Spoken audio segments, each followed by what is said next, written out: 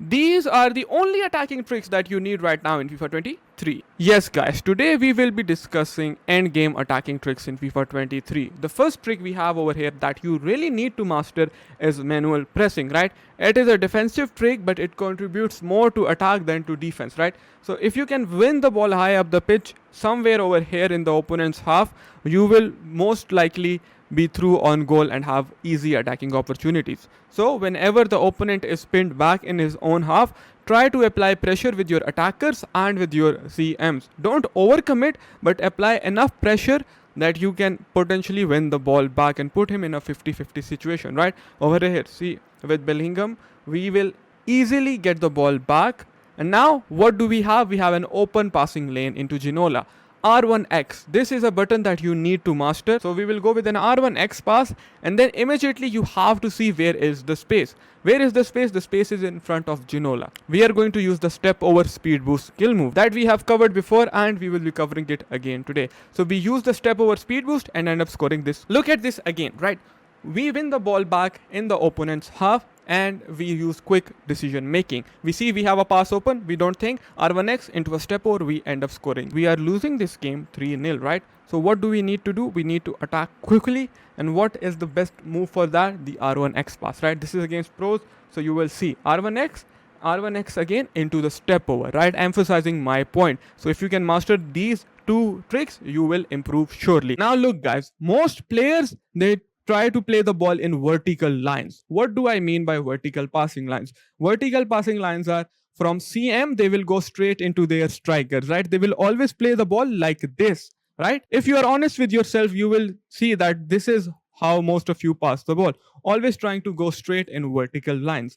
Now, instead, if you were to combine vertical lines with horizontal patterns of play, you will see that your build up will be much more successful, right? So first, we always build up with our fullback. Using the fullbacks in attack is the key, right? And with the fullbacks, we go back, right? And then we go inside. You see how our passing patterns look? They are neither straight, neither horizontal, but instead they are a mix of both horizontal patterns and the vertical passing patterns, right? See, when you pass the ball like this, it is very hard to get the ball back from you. See, again, now this is when we will go for a straight pass and end up scoring this goal. But so we connect the passes like this, and then like this, right? Instead, if you were to go like this, our passes will get intercepted more often because this is very readable. So always try to play the ball in horizontal plus vertical lines. This is something that not many people will tell you about. So once you start doing that, even against the best of the best players, you will find more spaces, and FIFA is all about finding the space and exploiting the space, right? Again, playing the ball in triangles whenever you can. See, over here we play the ball in the triangle and we go down the wing. Using the wings is very important in FIFA 23. This is the next tip that I'm going to give to you guys. Now, whenever you're on the wings, the most obvious thing people do is run straight and cut the ball back. Now, I understand that this is very important, but you need to set it up. Whatever you are doing in FIFA, you need to set it up. How can you set it up? By paying attention to what the opponent is doing. See, okay, what is this opponent doing? He's jockeying back. He thinks we are going to pass the ball inside. So what will we do? We will turn back, right? We are paying attention to what is he doing and using left stick dribbling. Simple left stick dribbling, nothing else. So once again, we will go back to the previous point and pass the ball back in vertical line, then in horizontal, and then in vertical, right? This way, we are able to confuse the opponent and end up scoring easy goals. Now, see what happens, right? He thinks we are going to go down the line. We don't.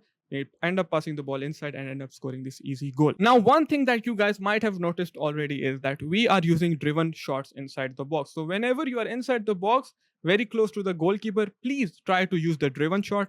How do you perform the driven shot? You gently tap the circle button. If you gently just tap it gently, don't add any power to it. The player will perform a driven shot, and it is the most consistent way of finishing goals in FIFA 23 like this. Now, see, once again, here with Zidane, we go into Pele. With Pele, we go into Bellingham, right?